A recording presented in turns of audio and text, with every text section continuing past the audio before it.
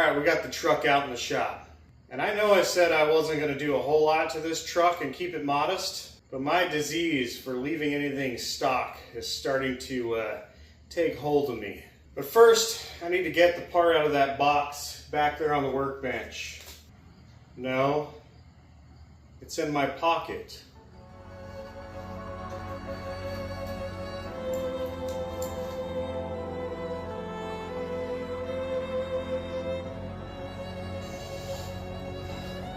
Yes. Why not? After all, why shouldn't I modify the truck?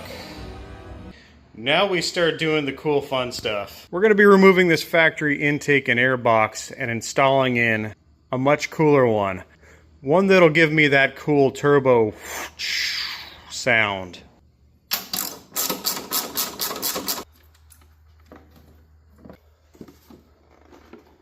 Fun, interesting fact, Ford does not have metal fender wells up front. They're just these plastic and carpeted ones. Interesting. All right, we got the main part of the intake out. We disconnected from that pipe there. Pulled our wiring harness off, pulled our little clips, and now we have our factory intake out and the factory air filter.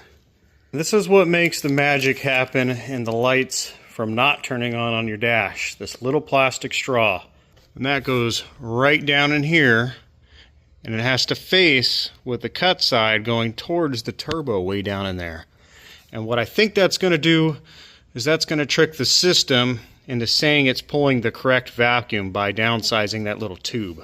And I'm glad it has these new connectors, because all you need to do is slide that over and pull it off. Just like so. And this little thing is going to go in that hole. It's even marked. Just like that.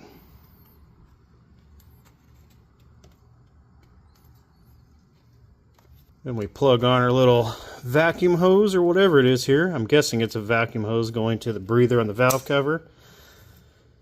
Clip her right on. A quick comparison of the factory intake lid, intake box, and the aftermarket box pipe.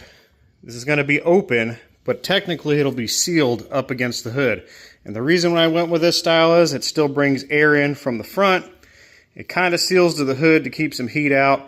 But being open is going to give us those cool turbo sounds, wastegate sounds, and blow-off sounds. But there's your factory air filter. And there's the massive new aftermarket one. Now, I'm really not doing this for power. This is more for sound. It'll give you a little better throttle response. These newer factory style intake boxes and whatnot are pretty efficient. It was already bringing in cold air. But that massive pipe right there is probably going to act like a trumpet. That's going to give you some sound. Also, a lot of air going down in to a smaller space. Now to lower the new massive air box in. Run our factory bolt back through the box. And I don't do this kind of work for a living, so I don't mind using an old-fashioned ratcheting wrench. Plus, it makes it a little more fun on these fun projects. Now we have to put in our new push pin clips. And these ones are way better from the aftermarket, because you can push these down and it'll set in and then just pop them up to get them out. Where these factory ones are garbage. They're like one-time use. Little Christmas tree deals. Easy peasy that way. The next very important part, we have to lift up on this sensor here, and this is I think the air inlet temperature sensor. You have to lift up on this little tab and then turn it very carefully. Just like so. And then we have to carefully pull that out. And there's our little air temperature, air pressure sensor, one or the other. And that gets installed right back here in the new intake tube. Just like this. Now to place on our new silicone hose fittings and clamps. Our second hose fitting goes down here to the big tube on the bottom. Now to shove on our main intake pipe. Go to the bottom side first. Work that up till we get to the top side. Just like so. And now we install our big gigantic air filter right onto our intake pipe through the box. We got our massive hose clamp in place. This is probably the trickiest part.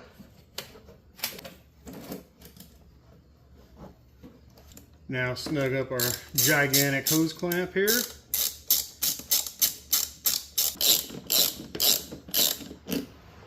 Now to clip on our intake air temperature sensor. And now we just have to finish up our air box seal trim here. So hopefully it seals to the hood. And we'll probably have to trim just a smidgen here. Probably right around here.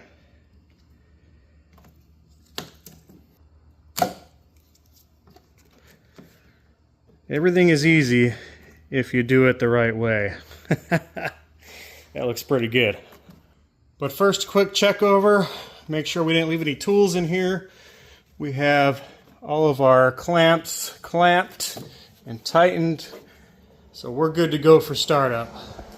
All right, now for the moment of truth. Hopefully no lights come on in the dash. But let's see how this sounds. I don't expect a lot revving this up with these new modern vehicles. Hopefully this truck sounds a little cooler.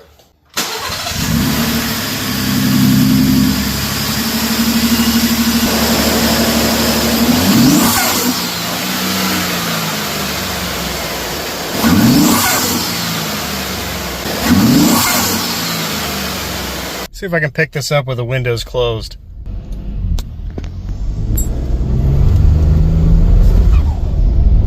This thing sounds like a little GTR or something. Let's hear how she sounds in sport mode with the windows up.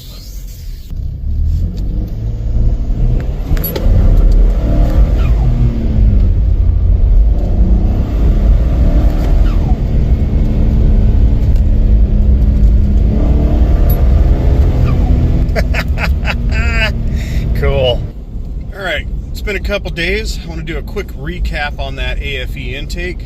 And by the way, this video wasn't definitely a full how-to. There's plenty of how-tos when it comes to this AFE Magnum Force 2 intake for an F-150. It was just something fun for me to do to show you all out there what it takes to do.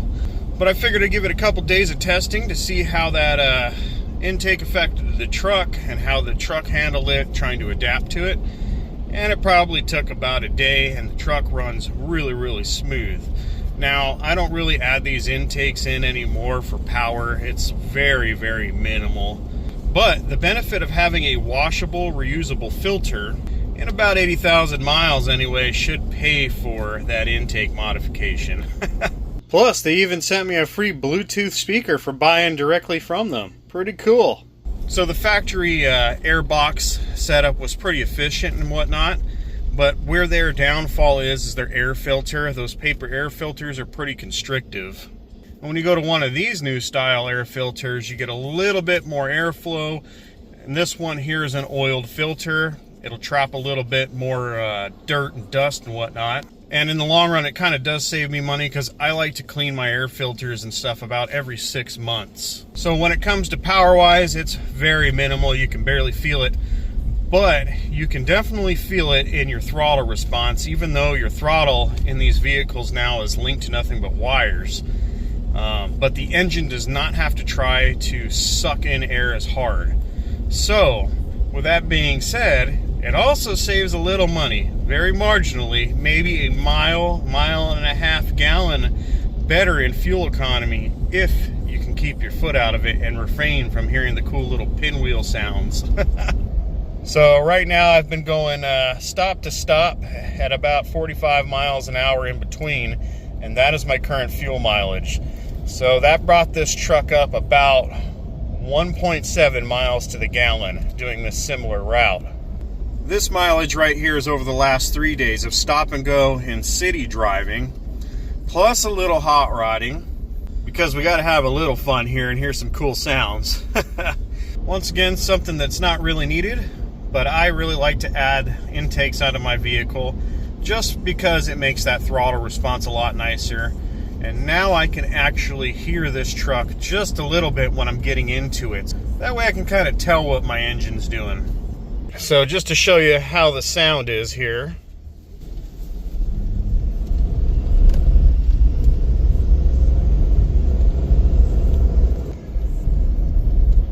That was about quarter throttle. And now we're just gonna mash the gas.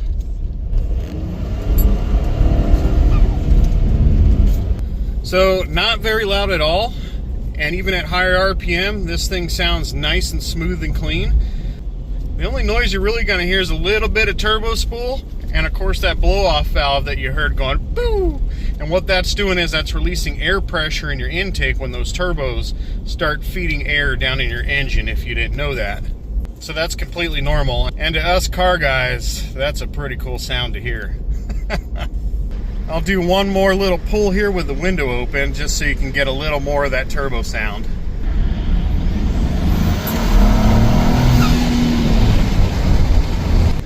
Oh, it puts a smile on my face, let me tell you what. Just that little bit of noise is all this truck needed. And I can't wait till I'm towing the tab up in the higher altitudes on a steep road, because that's going to be a little more prevalent when it comes to that, and it's going to sound so cool. Now this truck is definitely starting to become my truck. Either way, I thought it would just kind of fun to show you guys what I did here.